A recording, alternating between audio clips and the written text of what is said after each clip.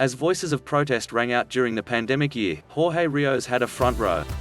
The former high school teacher from Mexico wasn't just watching crowds massing in the US and elsewhere over George Floyd's murder, Black Lives Matter, anti-government sentiment and other issues. Rios was monitoring rows of computer equipment and hearing his chief technology officer shouting things like, "We're blowing up in Myanmar. We need more servers." Rios created a messaging app called BridgeFi, an encrypted communications platform that relies primarily on Bluetooth and mesh networks, not the internet. In one 48-hour period of protests over the Myanmar coup, Rios said the app was downloaded 1 million times. But BridgeFi almost didn't happen.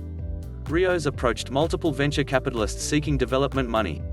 His app had been built for low-income people who lacked an internet connection. The funding people weren't interested. "We had a hard time finding a venture fund that understood us and our mission," Rios said.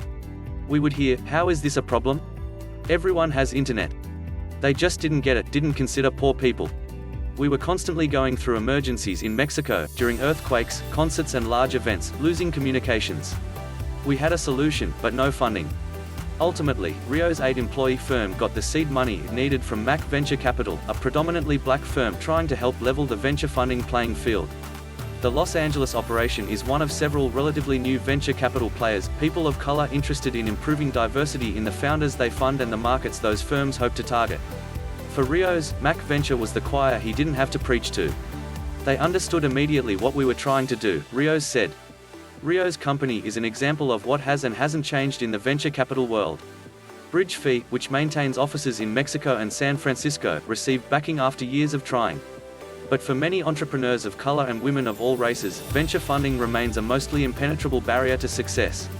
Venture funding is a major gateway to entrepreneurship, particularly in technology. It is an important catalyst for the development of new technology companies, the nurturing of big ideas and the start of new technologies and services. For many business founders and women of color, it's still a closed door, experts said.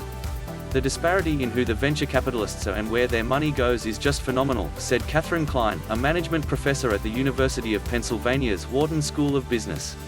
Klein cited a diversity study by review platform that examined the records of 135 of the largest venture capital firms.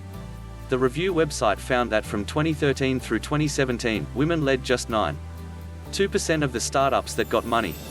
Less than 2% had a Latino founder, and 1% was led by a black person.